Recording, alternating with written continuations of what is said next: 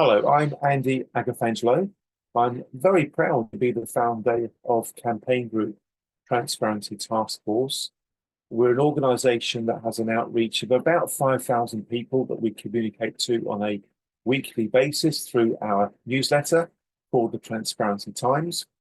We are advocates for transparency. We are advocates for good consumer outcomes when they interact with the financial sector.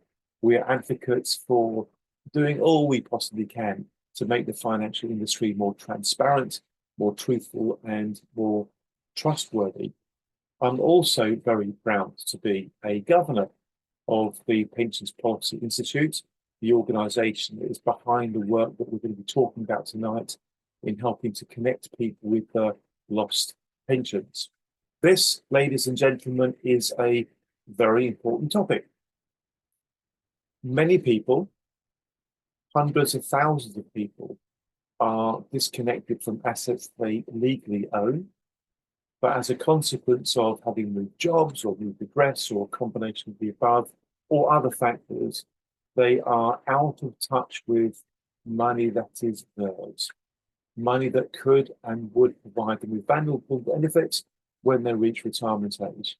It's a big problem. It's a growing problem. It's a problem that the Pensions Policy Institute is concerned about, and quite rightly so. They are doing all they can to help raise awareness of the issue, and we are doing all we can as the Transparency Task Force to help the PPI raise awareness of the issue as well. Ever so pleased to say that we have Mr. John Upton with us today. John is a pensions policy and data analyst at the Pensions Policy Institute. He's going to be talking about the PPI, its work in this space, what we all could and should be doing to help raise awareness of the problem. So before we do anything else, can we show our appreciation to John and the Pensions Policy Institute for the work that they've been doing in this space, because it would be atrociously unforgivable if people have saved into a pension scheme, be it directly or through their employer or both, to literally lose touch with the money. Big topic, big problem. John's going to tell us all about it. Mr. Upton, over to you, sir. Thank you very much. Thank you. Thank you, Andy, and good evening, everybody. I'll try and share my screen now. Yes, thank you, Andy. I'm John. I'm from the Pensions Policy Institute. In case you haven't heard of us before, the PPI is essentially an educational research charity. We produce all sorts of research around pensions, but it's all unbiased and independent. We don't have any kind of agenda, but rather we try and lead the debate around pensions. So as well as producing the kind of research we do on things like lost pots, we also facilitate consultations and that kind of thing. So before I start, I'd just like to thank all of our supporters who make our work possible.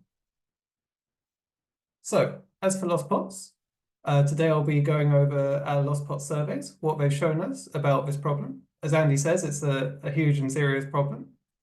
And hopefully I can put some numbers to that. And also, I guess, because it's such a systemic issue, I can also talk about what some of the solutions might look like in the future. So, as for a technical definition, when we say lost pots, what we mean is a pot where the provider has no up-to-date contact information for the pot owner. In practice, that will be about postal address. It will mean that they've sent a letter to the address that they have, and they've got something back saying this person doesn't live here anymore. They do also hold things like email address and phone number, but for various reasons, those aren't seen as being as reliable as the postal address. One thing, for example, is these are workplace pensions, and so quite often when the employer signs a person up, they will supply their workplace email or their workplace phone, and the person loses access to that once they leave the job. But anyway, if they did find out that your address was out of date, they'd probably send you an email or something saying, please update this. So if your address keeps on being out of date, they can assume your email is also not correct. First and foremost, the reason why this is a problem is, again, as Andy says, it's there's a real risk that this person might never get the money back, and that will have a real impact on their retirement. It will essentially wipe out potentially years of hard saving effort. But even if they do eventually get it back, for that time they don't have it, they lose their ability to plan. we'll see that some of these pots are big enough to be the difference between retiring 1 or 2 years early or not. So if you get that money back in retirement, that might mean you worked 1 or 2 years longer than you actually had to. Or even if you get it back in working life, there might still be decisions that you make that you wouldn't have made if you had been sure about how much money was there and that you could access it. However, it's not just a problem for savers, it's also a problem for providers. And this is why providers sponsor this research. They have a vested interest in fixing this as well. For providers, it's an administrative burden. They have to put a lot of time and money into tracing the owners of these pots. And also, for as long as the pot doesn't have an owner to be found, basically no decisions can be taken about this pot. For example, the pot might be so small that it's not actually economically viable for the provider. And the provider would really like perhaps the owner to come and actually consolidate it away from them to somebody else and take it off their hands. But for as long as the owner can't be found, then nothing's going to happen to this pot. So they have an interest in reuniting savers as well.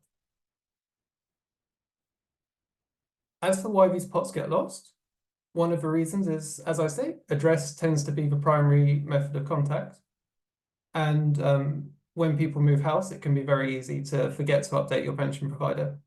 If you imagine you have a pot that's a couple of decades old and only got £1,000 in it, then it's not going to be very high up your list of priorities to contact your pension provider and let them know your new address. Another thing that makes them hard to keep track of is if you have a lot of jobs, you'll probably have a lot of pots. I think one of the industries that gets given as an example is the restaurant industry. There are some industries where people might be just typically changing jobs every few months or so. If you have that, then you're going to accumulate a lot of pots, and it will take a very organized individual to keep on top of all of that. Speaking of changing jobs, that does lead me into the third point, which is the reason I say this is a systemic issue is because automatic enrollment kind of encourages this. Of course, automatic enrollment as a whole is seen as a very successful policy. It basically means whatever employer you go to, you'll get a pension. And it also means that if you don't engage with your pension, which practically speaking, many people don't, then your pension will just tick away in the background and take care of itself. That's great in terms of everybody has pension coverage, and it means a lot of people have pensions that they otherwise wouldn't have. But a side effect of it is that you get a lot of pension pots and you're not required to interact with them, which is why automatic enrollment is kind of encouraging more and more of these lost pots to get created, and why, unless we alter this policy somehow, we can expect there to be more and more pots in the future. It's because we and the providers who sponsored this research were aware of the problem that we decided to conduct a PPI lost pot survey. This gives us a few things. First of all, it just allows us to put some numbers to it, so we can present policymakers with the actual numbers and say, look, this really is a serious problem. But also by conducting multiple surveys, we gain a few things. First of all, we can actually track the rate at which it's growing. We can also, because there's various solutions in the pipeline that may have an impact on this problem, that means that if we conduct more surveys in the future, hopefully we can actually say, look at the trends reversing, we know this solution is working. Anyway, we've conducted 3 of these surveys to date. Each time we send a survey round to the providers, and they very kindly give us lots of very interesting information. So I can show you, here's the headline figures from each of these 3 reports. If you look at the bottom row, you can see there's £31.1 billion lost in these pots, so a pretty huge sum. And there's 3.3 million of these pots. You can also see, if you look at the historical surveys as well, you can see how it's growing. You can see you've got this 4-year jump and then another 2-year jump. And this, I suppose, is to be expected. If you think you wouldn't expect this to plateau really until the people who were retiring had spent their whole working life under automatic enrollment. So yes, that just gives some evidence that this problem is growing and it's not going to go anywhere anytime soon. if we do some arithmetic and divide by age group the assets in these pots by the number of pots, we can also get some figures for the average pot size. For all ages, you can see it's just under £10,000. That's not a typo, by the way. It just coincidentally was £9,470 twice. And yes, I suppose there's a couple of other things I'd also like to draw your attention to.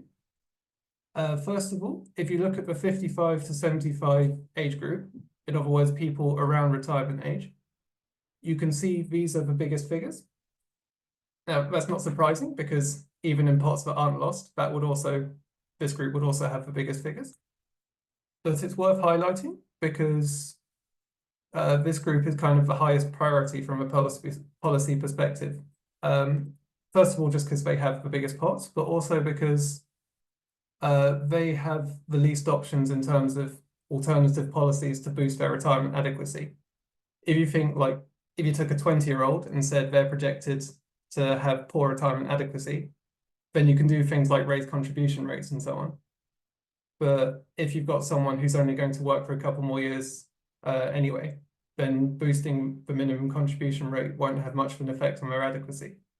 So these lost pots are particularly important to reunite with their owners because they're sort of low-hanging fruit in adequacy terms. As for solutions, essentially, there's two things that have to happen to completely solve this issue. If we only do one of these things, then the issue won't really go away. The first thing is we have to reunite savers with their existing lost pots. And the second one is we have to stop new ones getting created. We do currently have some solutions, which I'll go over, but these all do the first thing, really.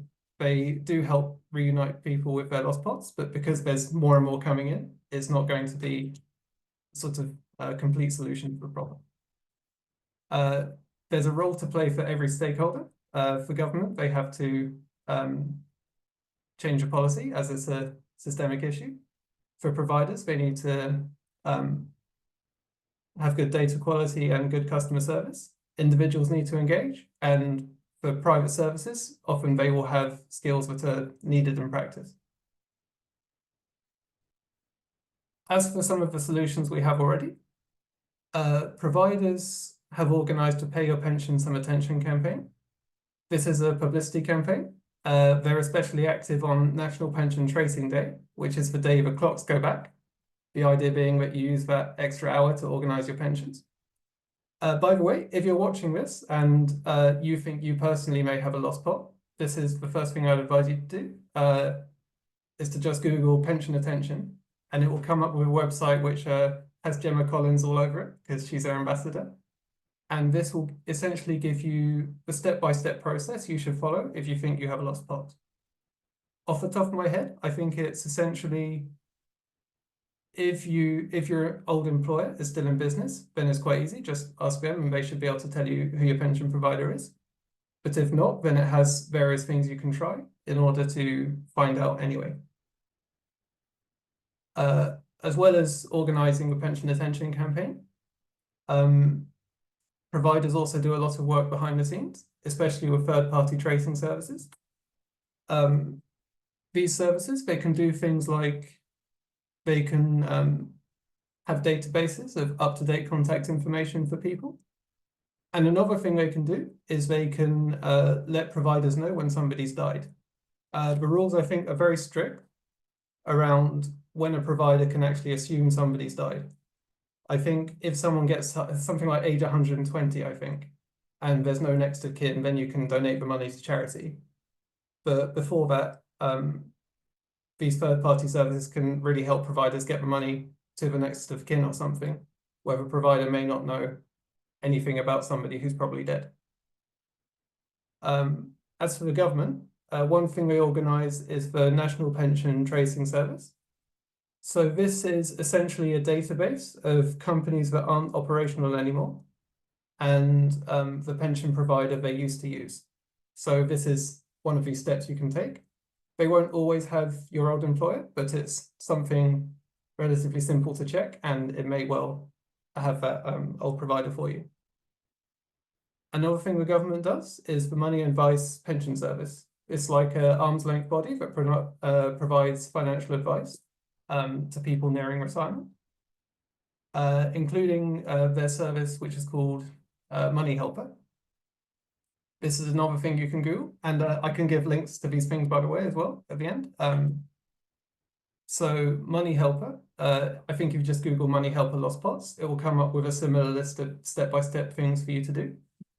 And as well, I think if you meet the eligibility criteria, they can give you some personalized advice. Finally, for private solutions, there are tracing services that you can hire as an individual. You can think of this, I guess, like private detectives for your lost pots. I think this would be worth it, especially if you had a very large lost pot. These people can do various advanced tracing techniques on your behalf. As for solutions we might have in the future, one is dashboards.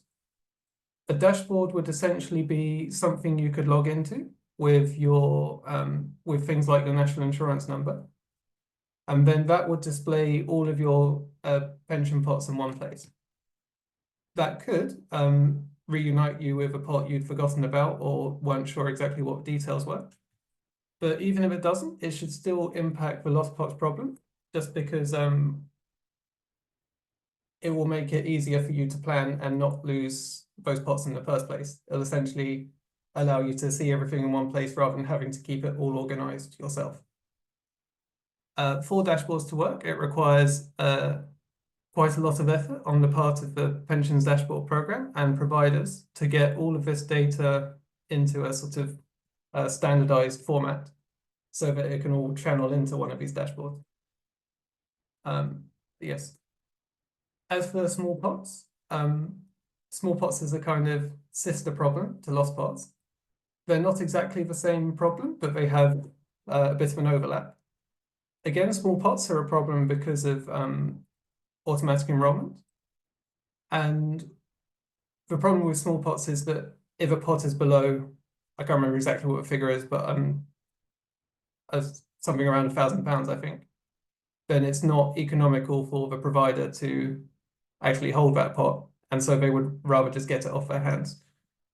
And one model, which is called the default consolidator model, would essentially give providers the power to send that pot away to other providers who volunteer to be consolidators, even without the pot owner's permission. And again, this could get rid of some small lost pots by consolidating them into another bigger pot that isn't lost. But even if they don't, that again would simplify the problem. The pot landscape would be kind of tidied up a bit. That would make it easier for people to not lose their pots in the first place. And as for other solutions, so one thing you may have heard of is the lifetime provider model. This was a model that was suggested a year or two ago. And this, I mean, it would have bonked the lost pots problem on the head. From a lost pots perspective, it would have been fantastic. The idea is essentially that instead of you getting a different pot every time you change jobs, you have a pot that follows you around. So that obviously would have got rid of lost pots, but for various other technical reasons, providers weren't happy with the lifetime provider model as suggested. It had lots of implementation problems that just made it too difficult in practice. And so the government has now abandoned the idea. So in case you heard about something about the lifetime provider model, it would have helped lost pots, but it's not on the table anymore. So that brings me to the end. So to conclude, I'll recap some quite eye-watering numbers. That's 31.1 billion assets and 3.3 million pots. And yes, we're expecting this problem to just keep growing until we see some sort of policy intervention, such as dashboards. Hopefully, one day I can present you a refresh of the PPI figures, where we can show you that it's because of some future solution, it's now going down. So yes, thank you for listening. John, thank you very much indeed. Thank you very much indeed. A whistle-stop tour through the facts and figures relating to the lost pots problem. It's been quite a while since I've been thinking about issues like this, and I do remember all the policy debates, some of which I was involved with, around things like pot follows number and what the efficiencies would be, going back quite some time. And of course, those involved in the pensions industry, like myself, and there's many people here who have been, will be very familiar with all the issues around dashboards, why we need them, and the various reasons given for why we haven't quite got them yet. But I understand progress is being made bit by bit. John, if I may, before we go to some of the other participants, so we're going to hear from Johnny Timpson next. Before we go there, could I just get your thoughts on a fundamental issue that was discussed when pensions auto enrollment was first being developed? At the time, I was quite involved with that space through something that I created called Friends of Automatic Enrollment, which is a community of various stakeholders involved in the pensions auto enrollment space.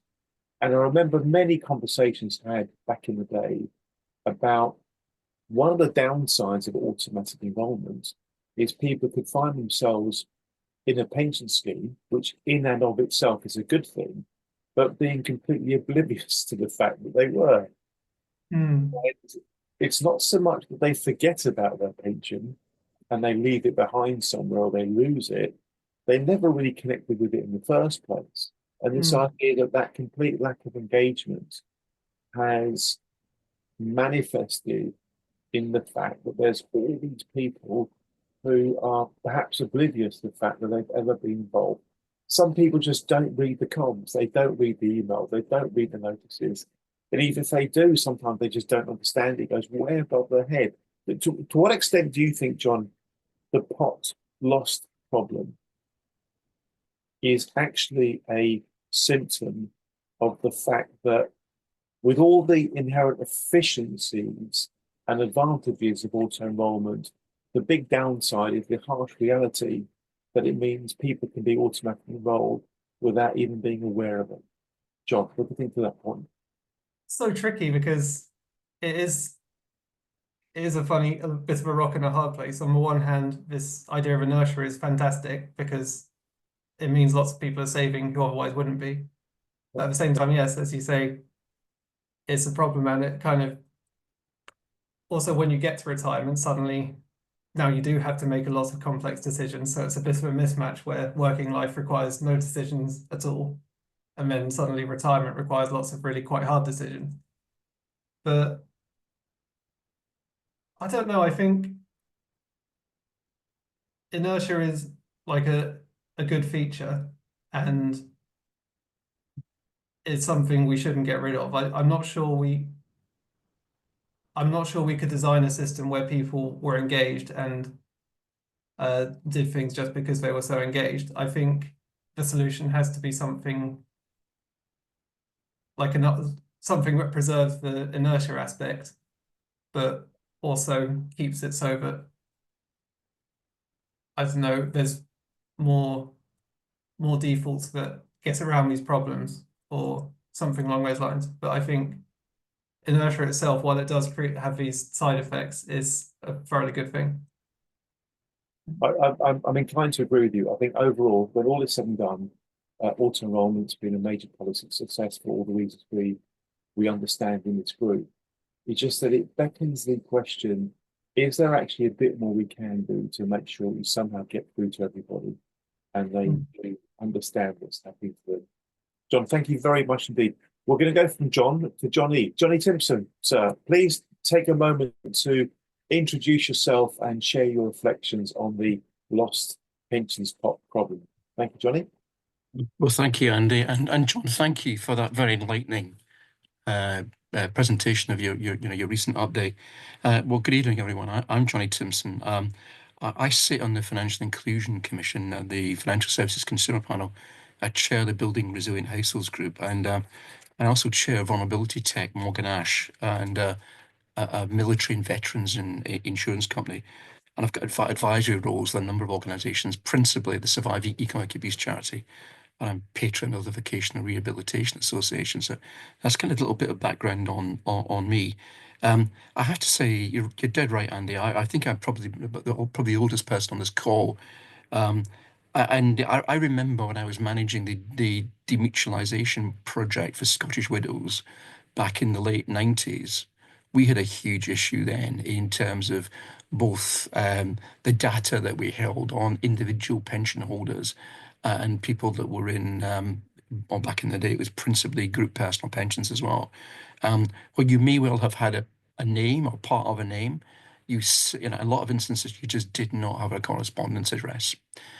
So this is by no means a new issue, but it's an issue that we have allowed to develop over time, and it does concern me somewhat. Is now there's a big focus now to kind of build on auto-enrolled pensions with auto-enrolled sidecar savings. If we don't really learn the lessons, we're just going to compound this issue.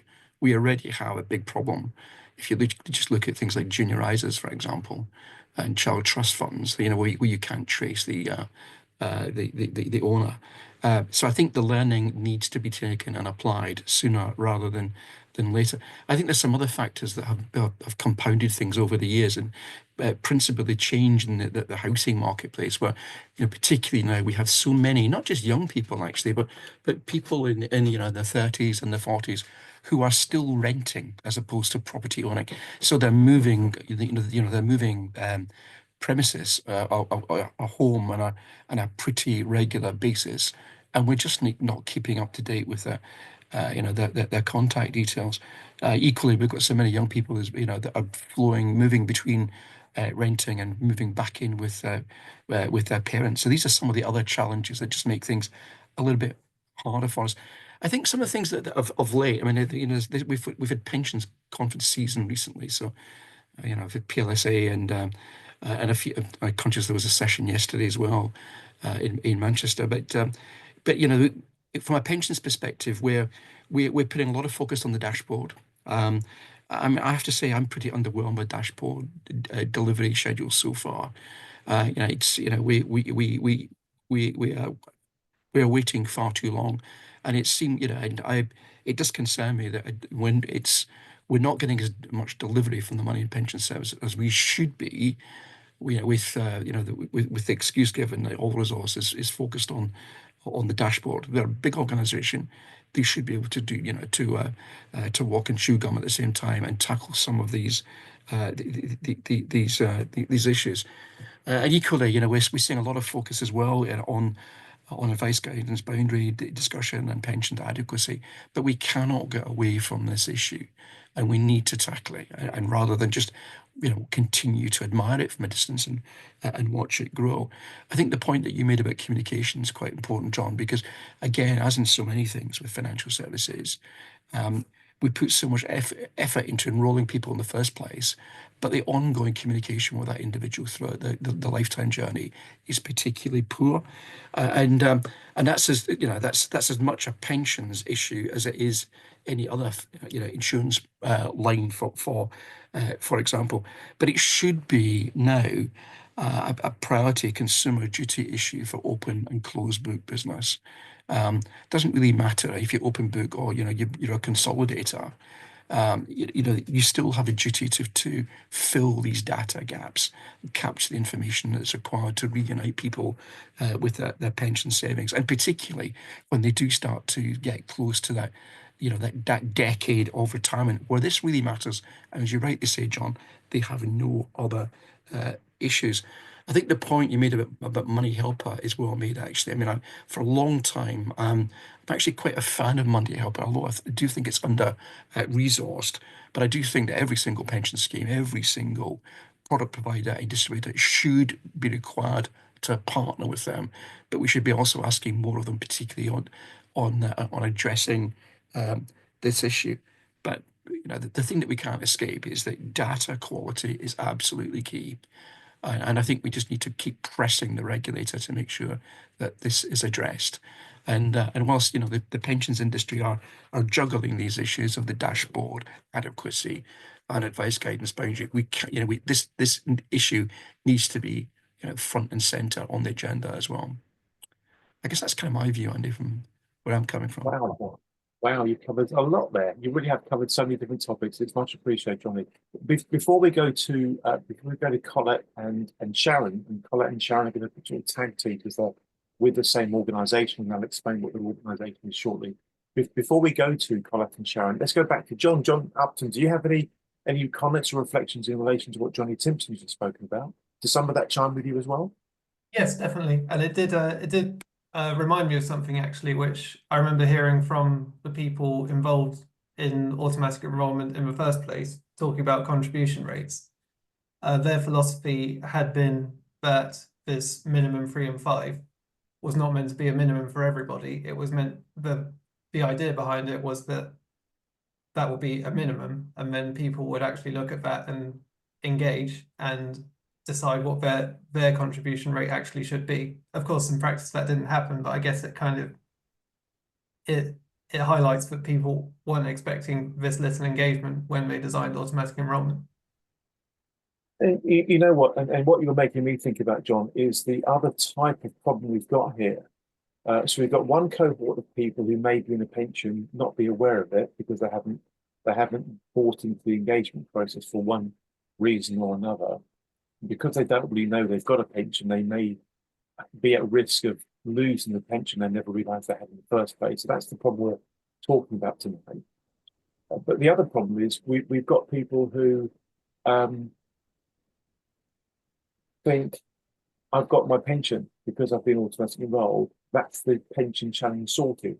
I have a pension full stop, without necessarily realising that the amount of money going into it is a fraction of what it ought to be. And then it really simply represents the first step in the right direction for them giving themselves financial security when they reach retirement age. And again, going back to the early days of auto enrollment, all the conversations we had about what could and should be done to actually drive up contribution rates from employees and employer. What more can we automate? What more can we do to capitalize on the inherent power of latency, and asking people not to have to do anything, so they eventually end up with a size of fund that really becomes very meaningful to them. I may have misseen it, but did Johnny Thompson just take himself off mute then? Do you want to come back on that, Johnny? Yeah, that's a fair point, Andy. I mean, I think the thing that has always concerned me, and this really came out of Turner. What Turner did do was focus everyone on pots rather than sustainable income and retirement. And I think consumers find it very difficult to relate to pots. And I equally do think that we in terms of the way we communicate with consumers. I mean, I look at my own kids. My own kids are renting, and I get their pension statements. They come into our house on a monthly basis. They all come by post, and if I look at their bedrooms, all these letters are there unopened. They're just not engaged with them at all. And I think that speaks to the communication model paper rather than maybe doing something more personalized on an omni-channel basis. Because to be quite honest, if you don't reach my kids on their phones, you may as well not bother. So I think that that certainly does need to be addressed. I think the way it strikes me that we need some standardization of the language that we use, the way we describe things, but equally the tools that are used to try and educate consumers about what maybe their target income retirement should be and what their gap is. Because at the minute there's a plethora of different approaches been taken by organizations. I think in many instances it just serves to confuse people. Which in itself is an issue. And I think equally, in terms of pension-wise, which it does concern me that at the minute a number of providers probably see pension-wise actually as a competitor. And that really shouldn't be the case. I don't mind if we basically major on pension-wise as a vehicle for engaging the vast majority of consumers. But if providers choose not to do that, then great, do your own thing. But let's have the Money and Pension Service almost develop a curriculum, if you like, so that the language, the messages, the tools, and things are all the same, irrespective of who who the provider is. I think these are some of the things that, that we've ignored up to now that we need to address. Johnny, again, thank you very, very much indeed. A question we'll come back to later, but next we're going to go to Colette and Sharon. The question we'll come back to later is whether there's anything in the data suggesting that, for example, people that may not have English as a first language are at much higher risk of losing connection with their pension pots, because there may be a particular cohort of people who are problematic in this regard, because the comms side of things is just that much more challenging. And of course, it also makes me wonder, one of the other downfalls in my opinion, in the auto-enrollment strategy around policy is the entire gig economy, all the self-employed people who aren't yet actually properly in the system, that we're at risk of having a whole cohort of people who are being left behind. That remains a big problem. And if we have a lost pots problem with people in relatively normal standard working regimes, we can only expect it to be even more challenging when we get to self-employed, gig economy people, etc. And if we can't yet solve it in the standard environment, what about the extra challenges in that new environment too? We can come back to these points later after we've heard from Colette and Sharon and also Craig. Colette, Sharon, take it in turns. I think it's going to be a bit of a tag team. So please, first of all, tell us a bit about your organisation and chip into the conversation in whatever way you like to. Thank you very much. Thank you. Hello, everyone. My name's Colette Isaacs, and I'm coming to you this evening as the director of the Older People's Advocacy Alliance. But this does feel like a bit of a homecoming for me, because right at the very start of my career, pensions were my bread and butter. I worked in the regulatory risk management section of PricewaterhouseCoopers. Johnny, Scottish Widows were one of my biggest clients. Our paths may have crossed way back in the 90s. I was on the original team with the Personal Investment Authority that investigated and set up the criteria for the pensions review. I then went on to join the Financial Services Authority in their enforcement and training division. So before I moved on into central government and did other things, but at the very start of my career, pensions where I was at. So it's very good to be back in and hearing about what's happening at the cutting edge at the moment. But the Older People's Advocacy Alliance is something very different. We are a charity that promotes independent advocacy for older people. And you might think, what does that mean? Well, actually, for a great many people as we age, speaking up for our needs and wants can become increasingly difficult for a variety of reasons. It could be that we don't have the right mechanisms because we're not digitally included. We don't have the right tools to do it. It could be that we can't navigate the bureaucracies around some of the tasks that are in front of us. It could be that we need some support, but we can't feel like we are a burden to our family and friends, or it could just be that we just cannot find how to do it.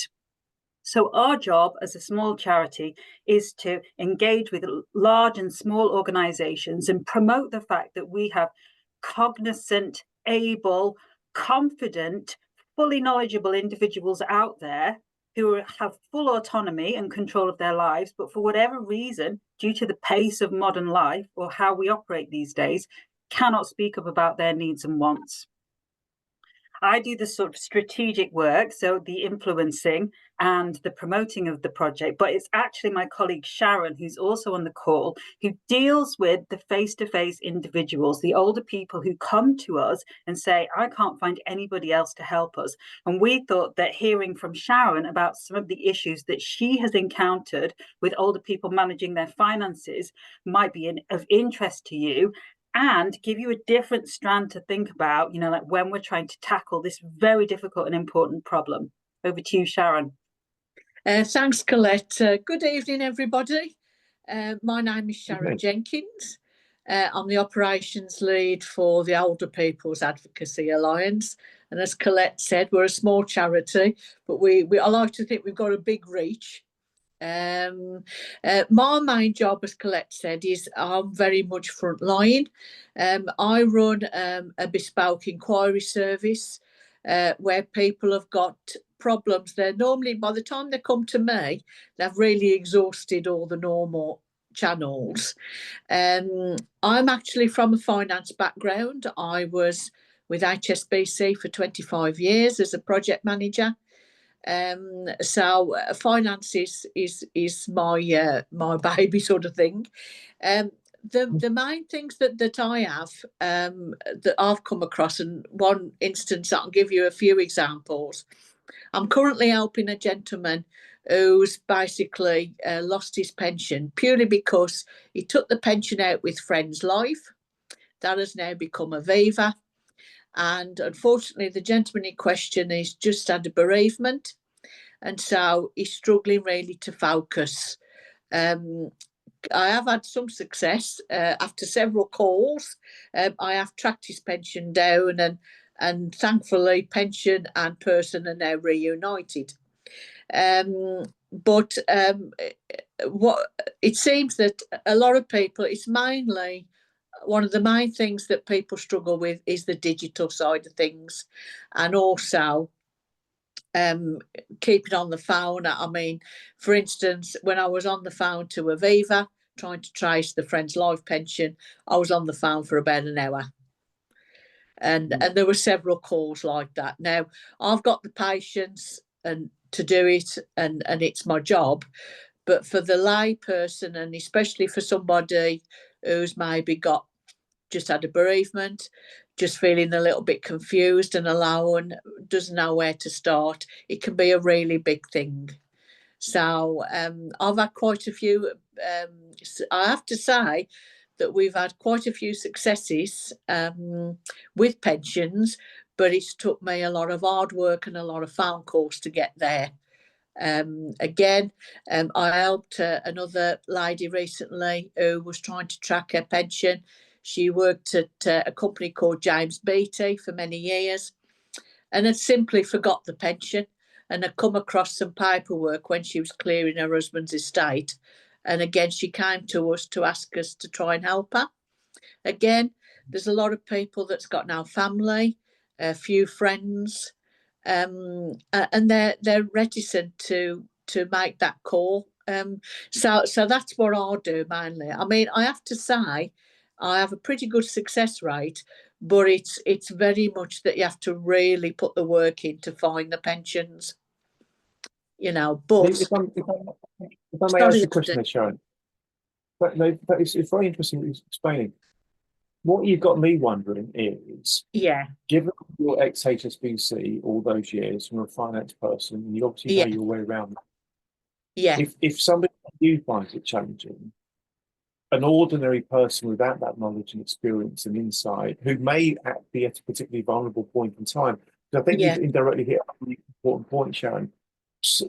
Somebody might be thinking about pensions because there's been some major thing happen in their life. Somebody's passed away, for example, or they've changed jobs, or they've had a divorce, or whatever it might be. It may be that kind of challenging context that's caused them to visit the otherwise problematic problem of pensions, because people generally don't like thinking about pensions. So if they're in that kind of uncertain, challenging frame of mind, and they don't have the skill set, and they're probably not confident, and they may get really confused by change of company name, you know. Exactly. I mean, if you're finding how difficult do you think it can be for others? I can see Colette's itching to come in. Go on, Colette. Thank you. Yeah, I mean, your presentation, John, was absolutely marvelous. But I was keeping a mental list of how many websites and how many times you said you can go online to resolve this. You can look at this online. You can look at that online. We've got a mass of people who are unseen, who are the people who most need the help in these kinds of areas. I mean, today of all days, it's a wonderful day to do it when bills are going up all across the country for everybody. It's a really timely day to do this. But the people who most need to find those pots of money are usually the least able to facilitate that for themselves.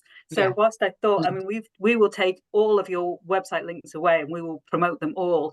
However, there is a population out there for whom they will never see those.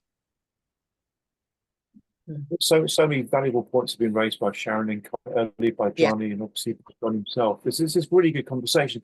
I'm hoping, Colette and Sharon, that at the very least you want to do is make good, connections with the Pensions Policy Institute, because there's a very natural opportunity for you guys to collaborate, because if Colette and Sharon and their organisation are thinking about the challenges that older people have, it's a thing that fit to what John and his team do. Did you want to come back there, Sharon, with something else before we go back to John?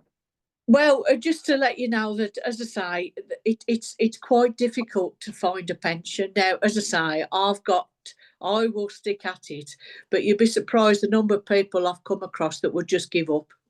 They wouldn't spend an hour on the phone going, which is sad. A lot of them as well lack confidence. A lot of the people that I deal with have just had a bereavement, or maybe an early diagnosis of dementia, and they're worried, they're frightened.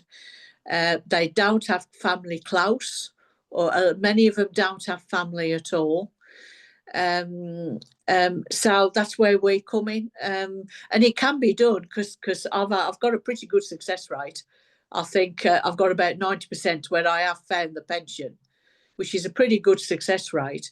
But it's took time, and it's took a few telephone calls. And as Colette says, I'm digitally astute, so I can go on the websites, I can find. But there's a lot of people out there that are not. But I just wanted to raise it. I thought this was an excellent place to raise the issues that I come across. So thanks everybody for listening to me.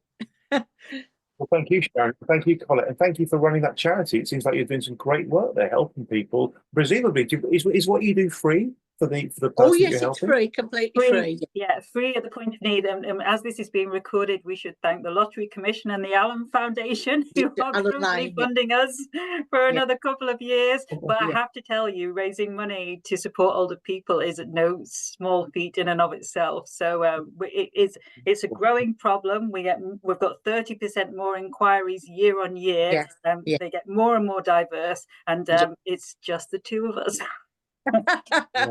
There's a question I'm almost wanting to ask, but I don't actually want to ask it yet. So your organisation is helping older people. I want to ask you, but I'm not going to ask you.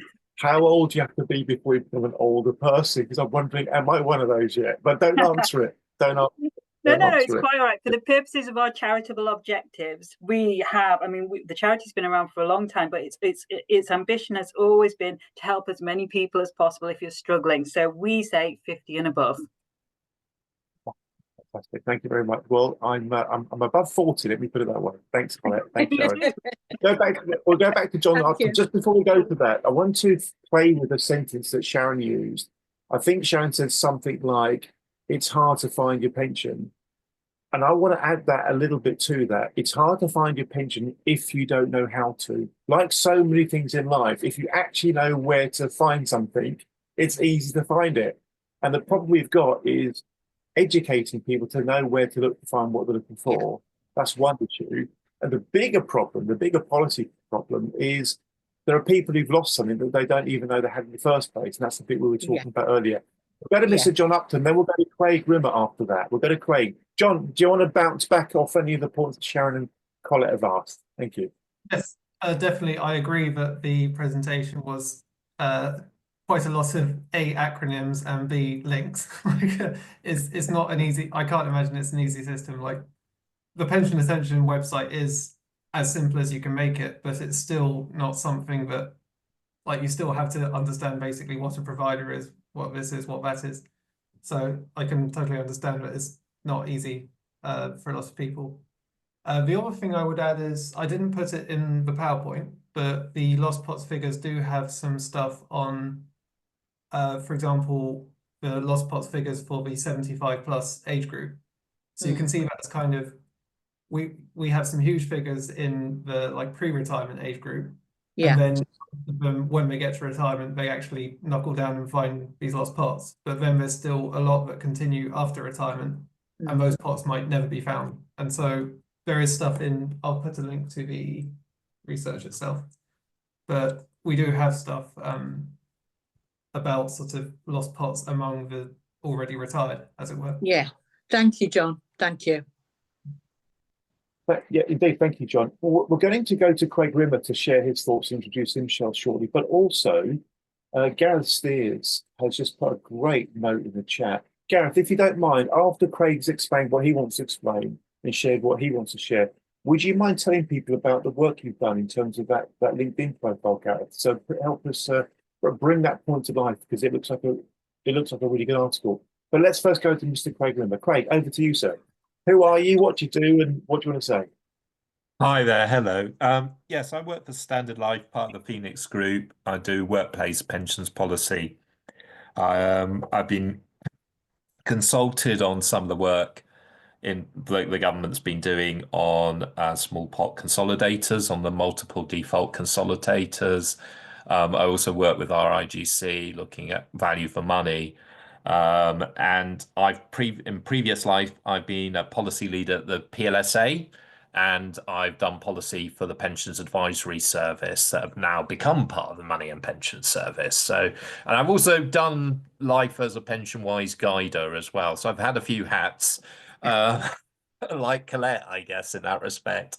But what I was going to say is, I mean, Gareth, I know him well, and I can see, I skimmed the article and there's some good suggestions in there about some of the basic things people can do to find a pension themselves. If they do have access to social media, for instance, they can look up old colleagues and just see, are you still in touch with your pension? I think you're right to look at the type of the lost pots that are out there, and that it might be people don't know they've got a lost pot. Often contracting out comes up as a reason, because people agreed to contract out at some point and they didn't realize that generated a pension pot in itself at the time, and that's a nice bonus for them because the new state pension has been sort of reinstated to a good level, plus they've got this contracted out pot they didn't know about. And then you do have the inertia factor, as you said, in terms of lost pots potentially. But you've also got people, I would say, that we might think the pot is lost, but they know where it is. They've just become non-communicative. They've moved address. They know they've got a pension with you, and they're going to sort it out at some point, and they know it exists. And at some point, they're going to get into action. They're going to write to their provider and say, "Can you just be aware that we moved 5 years ago?" And what we've also found, and it's weird, we call them gonaways. So if you write to an address and you get bounced back a few times, then it's like, oh dear, there's something wrong with that address. So, the mail keeps coming back. But sometimes it could be, unfortunately, the postie's not up to it in a particular area. And we have actually found quite a few of our gonaways were not gonaways at all. They were actually located at the address, and something was going on with their mail delivery that meant that their mail was being returned. I don't know if you've had it as well. I mean, on the whole, our Royal Mail service is very good, but I'm just saying, it is human as well. So it does have that human factor that takes into account. Just looking at those policy solutions, I'm of a view I'd rather it was solved for younger people as well, because actually those small pots, consolidating them earlier on and managing them earlier on is going to get more growth efficiency potentially for them. And it's sometimes if we get to the pensions dashboard stage and they're looking at it in their 50s and they find the small pot, it's nice that a lost pot, it's nice that they're reunited with it. But in essence, they could have lost out on 30 years where they could have been managing that pot in a different way. And so I do think it's good that we're looking at these small pot consolidators as a solution. You mentioned Pot for Life. You mentioned Pot Follows Member. I think Sir Steve Webb is now calling Pot Follows Member magnetic pensions. He's trying to rebadge it and trying to get that off the line. We at the Phoenix Group do support Pot Follows Member as a preferable method. And actually, we're quite in favour. We're one of the few providers who's quite in favour of Pot for Life as well. it would just simplify it for members of of the workforce if they could have the one pot for life in as a workplace pension. They could then, if they wanted to, decide to go with other providers and move it at their own accord. They could also set up their own private pension alongside that if they wish to do so. That would be up to them. But for the vast majority of people, they actually want solutions that do things for them in essence. And we're seeing this now increasingly being looked at the decumulation stage as well, because people get to retirement and they've got so many choices ahead of them and are not quite sure what they have to do when you're moving them from inertia to having to make those active choices. But no, it's very good you're looking at this for sure, and it's definitely an issue to be looked at. And the PPI are great, and we're one of the supporters of the PPI on this. And I agree with John. There have been solutions to certain pension issues in the past. AE was one of them. The new state pension's another, where the PPI has been able to come back and give us some positive news in areas in the past. And I hope this is another area they'll be able to come back one day and give us some positive news on. Greg, thank you so much. I'm really enjoying tonight's conversation. I'll tell you why. I haven't really thought about pensions for quite a while. And so many of the old conversations and discussions and debates and disagreements are coming to the surface here. Disagreements in terms of policy direction. I remember quite vividly all the discussions about whether the UK should follow, I think it was the Australian model, the pension for life model, whereby a decision is made early on as to who your pension provider is going to be. And you can move around from company A to B to C to D, change jobs here, there, and everywhere. But it was your one pension pot that followed you. And everyone was saying, that's such an efficient model, that's going to be great. But then the industry kind of kicked back, it'd be too complicated to administer, etc., etc., etc. I'm not yet convinced that pension for life wasn't the right choice. And I'm not yet convinced that pot follows member wasn't the right choice either. But it may be we've simply had to wait for more modern, techie, digital ways of doing things to make that kind of once very ambitious objective very doable. We'll go to Gareth Steers in a moment, but we can't have tonight's conversation without talking about AI, because AI is getting into every conversation. Is there a way for AI to help us?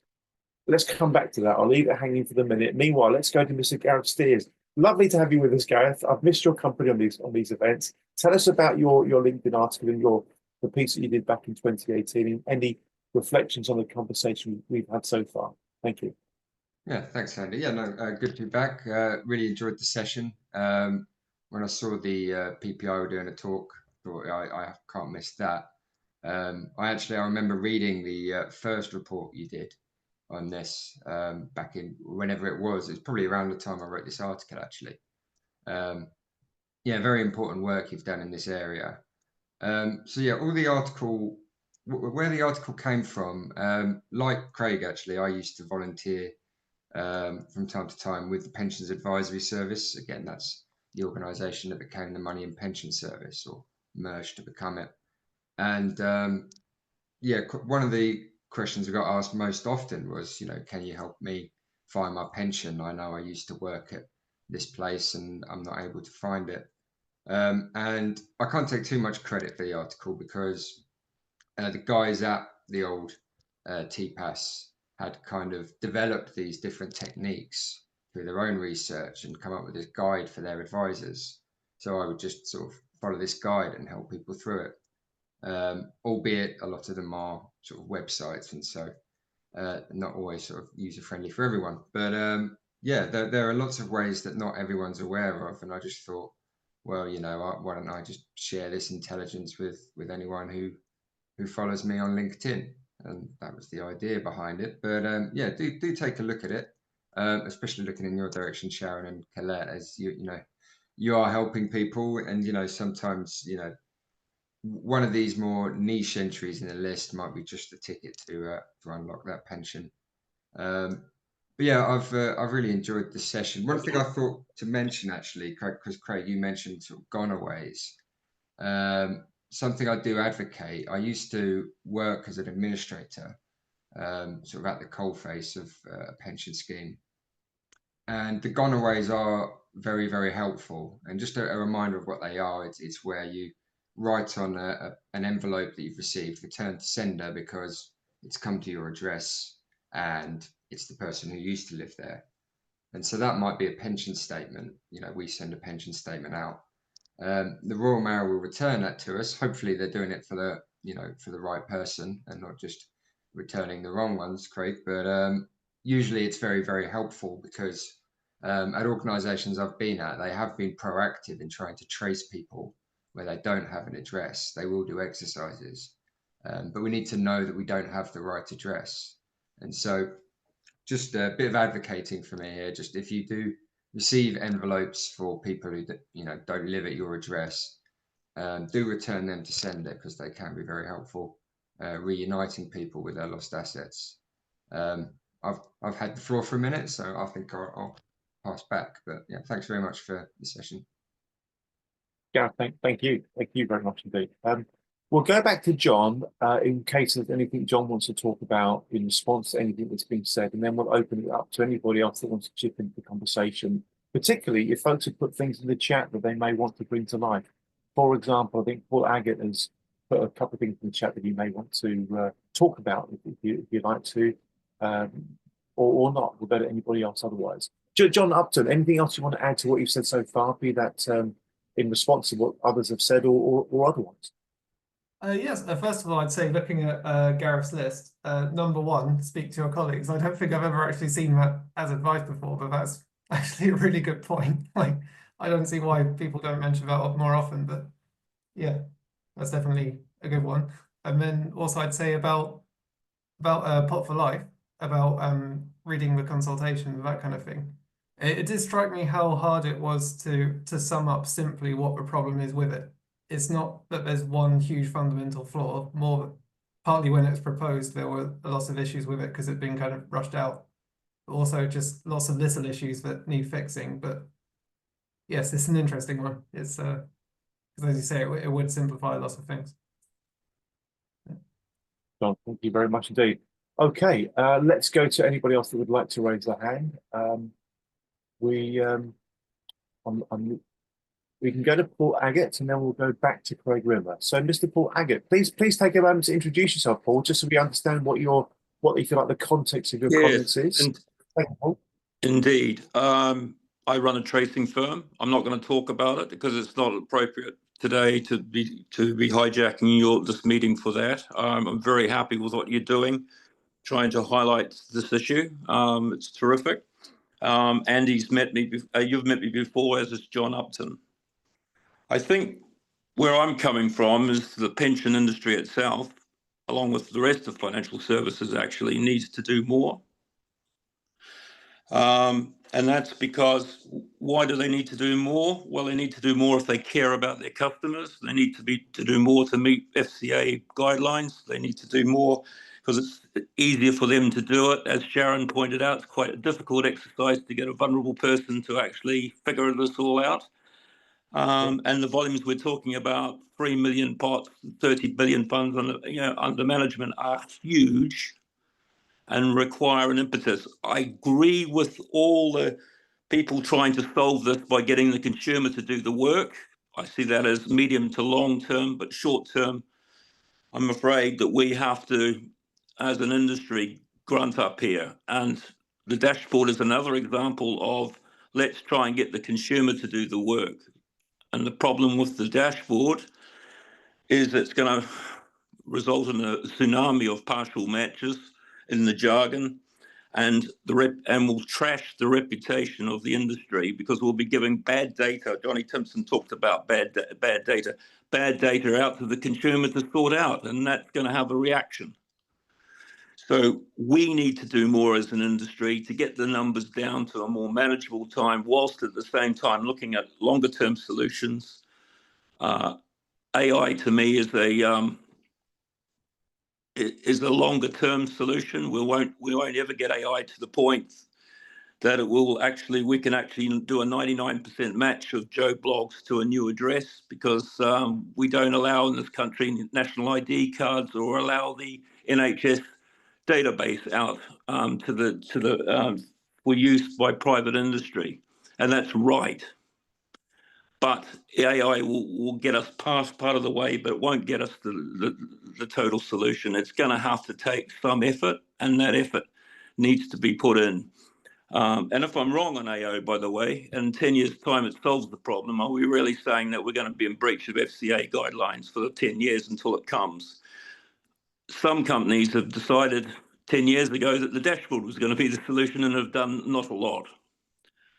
I'm right because of the size of the number. I have to be right. We can get those numbers down. We can find these people. It just requires a bit of effort. Well, thank you Andy, very much. thank you for your time. You're most welcome. Ladies and gentlemen, every now and then I find myself kind of playing a bit of a game with ChatGPT. I don't know if you find yourself doing this, but every now and then I say to myself, what would ChatGPT say? So let me just share my screen. I literally typed in these words a few moments ago. Literally a few moments ago. I typed in the words, how could the, inverted commas, lost pension pots problem be solved? And quite naively, I said to myself, does ChatGPT even know about the lost pension pots problem? But lo and behold, the lost pension pots problem, 26.6 billion. Solving this issue requires a mix of policy changes, technological solutions, and public awareness initiatives. Here's a structured approach. A centralized pensions dashboard. Auto consolidation of small pots. Pension finder service, the national pension tracing system. Financial education and public awareness, legislative action on dormant pensions. Would these work? It ends with this. I mean, how provocative. Yes, the Australia's super stream system and Sweden's orange envelope system. My goodness me, I haven't heard of the orange envelope system for ages. That was the idea that all pension comps should be sent out in orange envelopes because it would stand out and people would start to kind of connect mentally between the colour orange and their pension. It was quite clever. Are they still doing that? Sweden's orange envelope system, the annual pension tracking service, have significantly reduced lost pensions. The UK needs a bolder, more automated and user-friendly approach to tackling this issue. There we go. So ChatGPT strikes again. I think we can replace most thinking with a ChatGPT Pro. He says half seriously. Mr. Craig Rimmer, I can see you're itching to come back in, sir. Well, the AI could create an avatar of you as well, Andy, if you wished, and you could take the night off, you see. But yeah, but basically, I was just gonna state. I mean, there's quite a few issues that came up on Pot for Life, for instance, when we were we were in favour, but we were saying to the government that, the back end of the last government, there was a flurry of activities that was coming out all at once.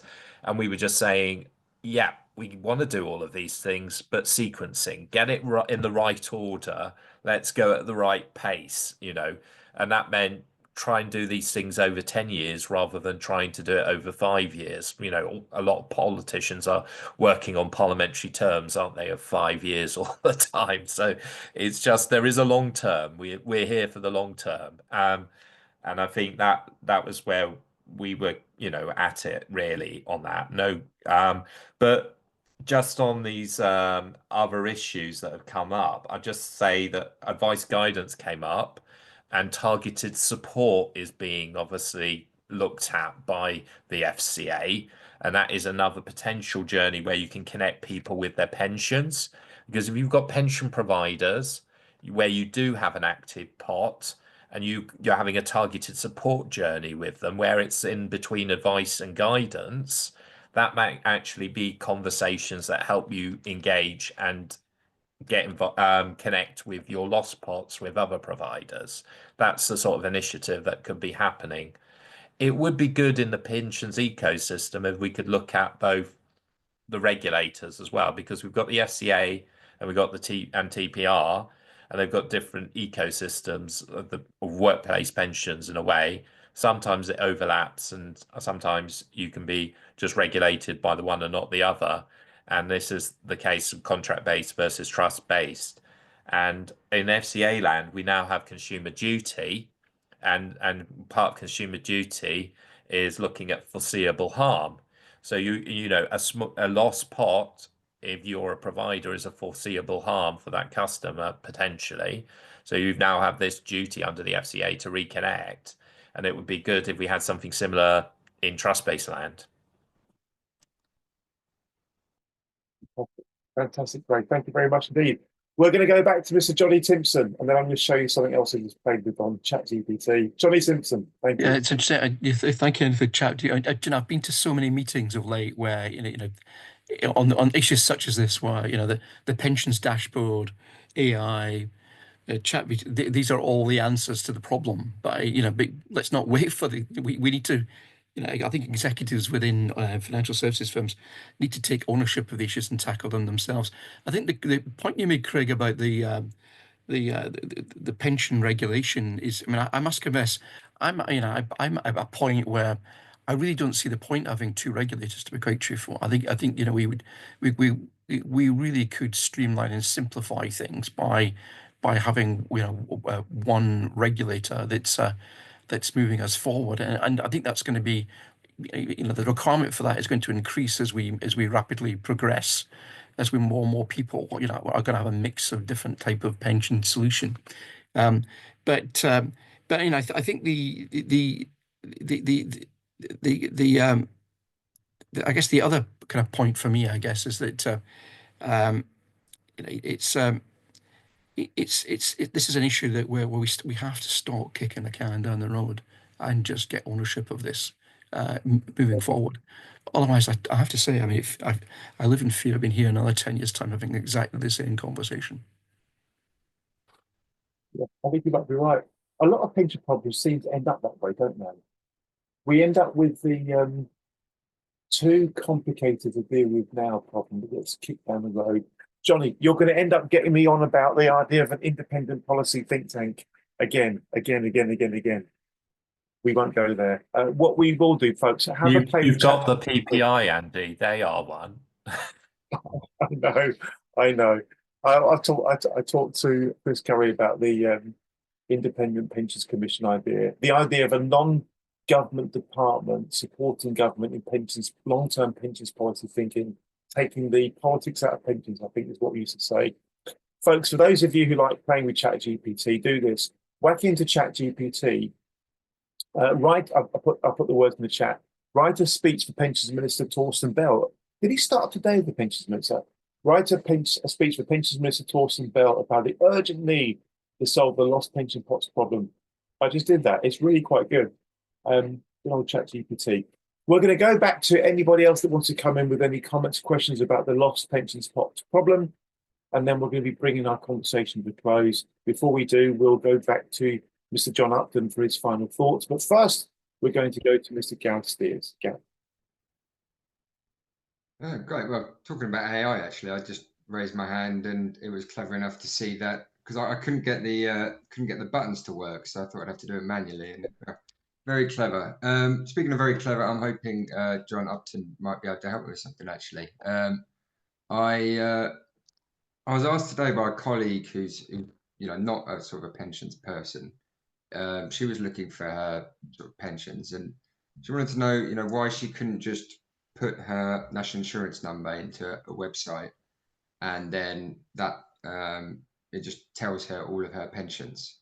And obviously, this is where sort of dashboard, in theory, is going to come in. You might need to put your name and address in as well. But I couldn't sort of satisfactorily answer the question as to sort of why that hasn't happened already.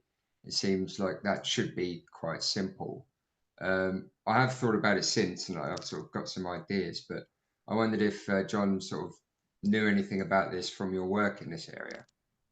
I don't. I have a feeling some people on the call might be able to answer that. One thing I do know is that national insurance numbers aren't necessarily unique. So that's certainly one spanner in the works, but I have a feeling there's probably other bigger reasons too. Yes, I don't know if anybody else knows. I mean, the There- thought There's, I had.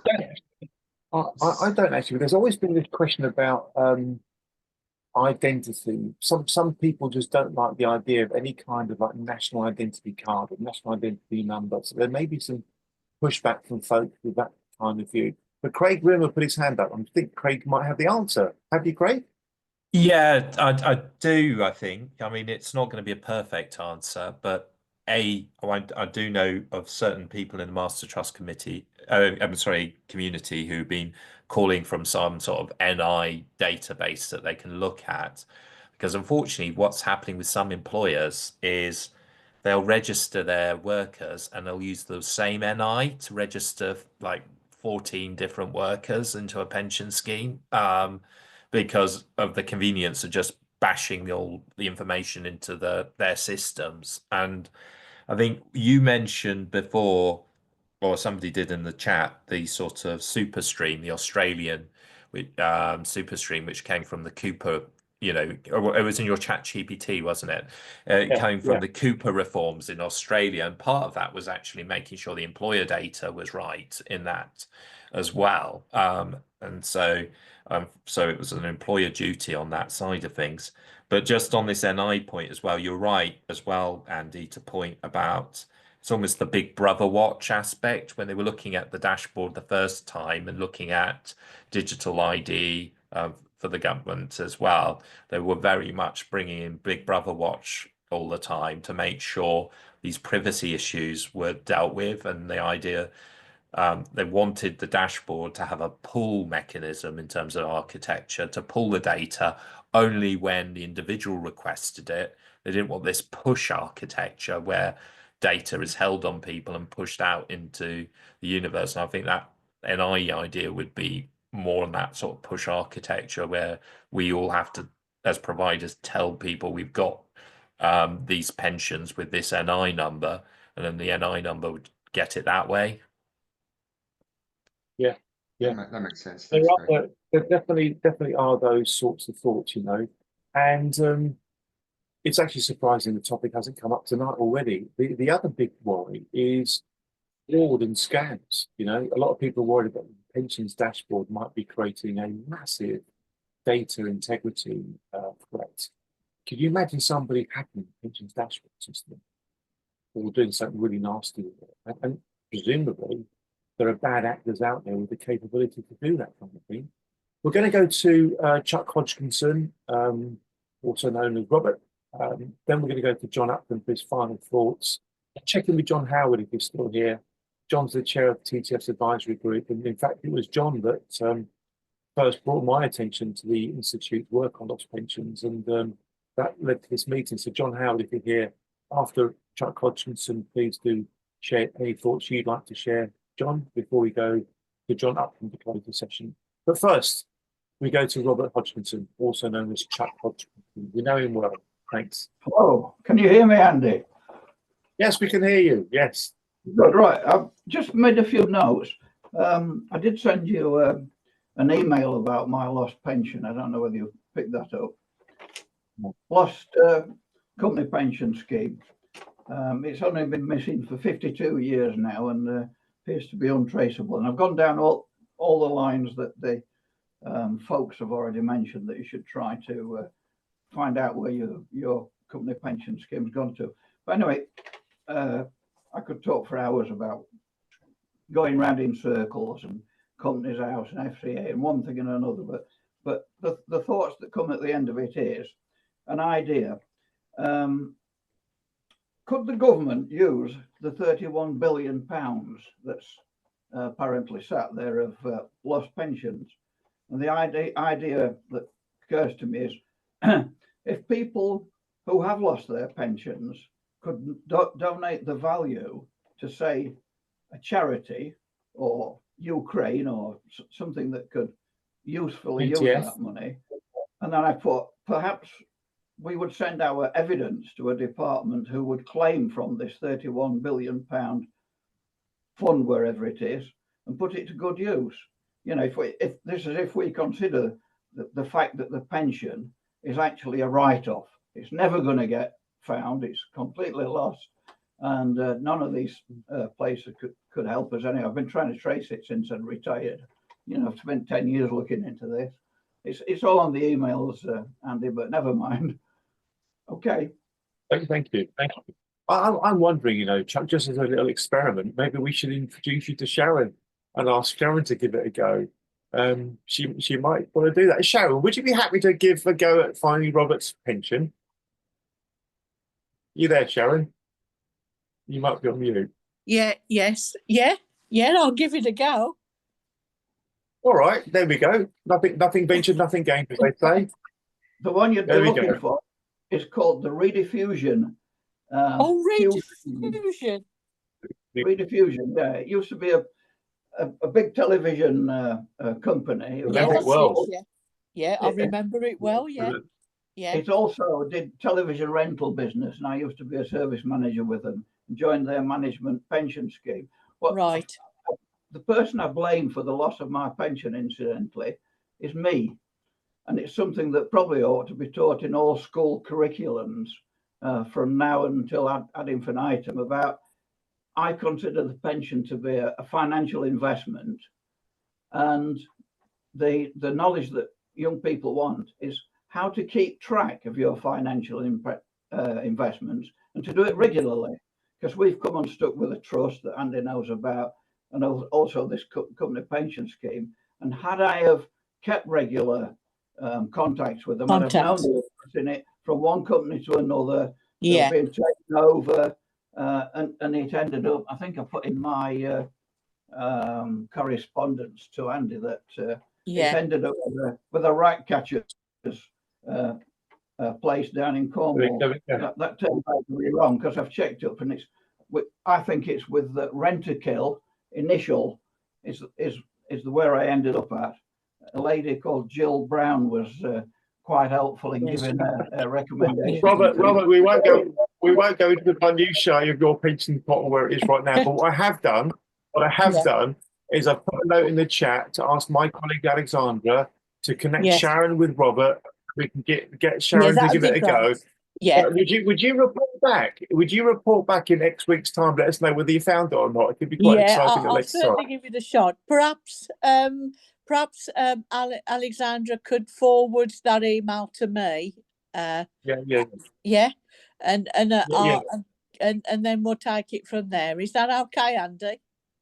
It's okay with me. Robert, is it okay if Alexandra forwards the email you sent us to Sharon?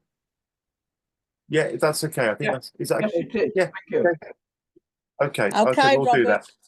Yeah, okay. It's a deal. It's a deal. We're finding pensions in real life. We're turning into a quiz show, Mr. Upton. Let's go back to you, sir. Thank you, Mr. Upton from the Pensions Policy Institute. This has got to be the liveliest conversation there's ever been about lost pension pots. Oh, Colette wants to come in. Well, I just want to say, as you're availing yourselves of our services, if any of you big financial whizzy people know of any pots of money for grants that we can apply for to continue and expand our services to help financial literacy and to continue to support older people, then we'd be very grateful if you could get in touch with us. That would be marvellous. Fantastic. I put a link to your organisation's website in the chat, Colette. If you want to put a link to a particular page about fundraising or anything like that, feel free to do so, okay? We're always trying to help others and hope that sometimes others will also help us. Mr. John Upton, you have the final word. I'd just say that this conversation has been so valuable. It's so interesting to hear from such a varied group all the perspectives on small pots. And yes, I'll definitely have some more interesting things to say next time somebody asks me about small pots. Fantastic. Mr. Upton, thank you very much. I just want to check with Mr. John Howard if he's there. John, are you with us? And if so, would you like to say anything, sir? Yeah, can you hear me, Andy? Yeah, I can. Thank you. Good. Okay, I've listened fascinated. I chair the TTF's advisory group, and we try to keep Andy in order.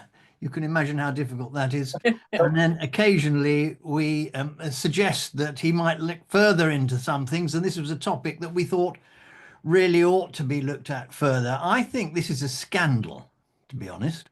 My background is that for 20 years I was a presenter on BBC Radio 4's You and Yours programme, and I know we covered it back in the 1980s and 1990s.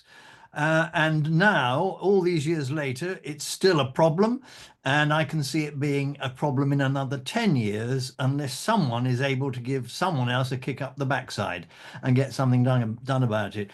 And can I just say, I think it's a great idea for Sharon to help Robert discover where his pension is. And I think it would make a great You and Yours programme to record you doing it so that other people in the Radio 4 audience can hear that it's possible, and with a little bit of help they could discover where theirs was. But that's not the solution. It's good radio and it helps Robert.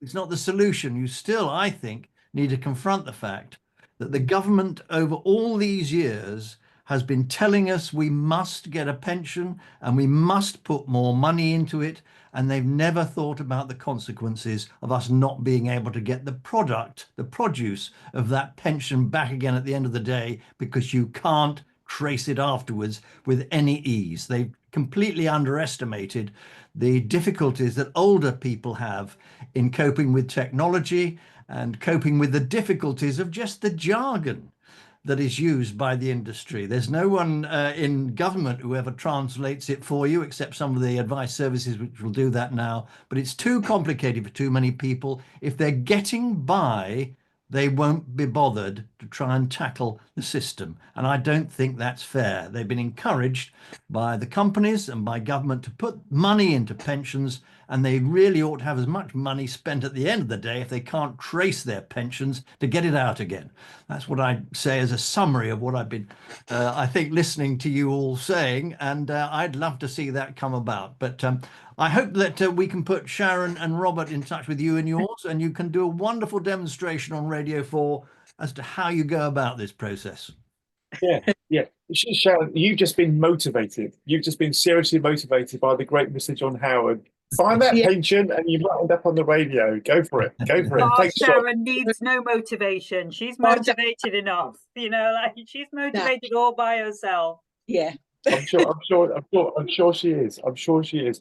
And folks, just in closing, this must be the most exciting conversation there's ever been about lost pensions. Just to prove that a human being is better than ChatGPT.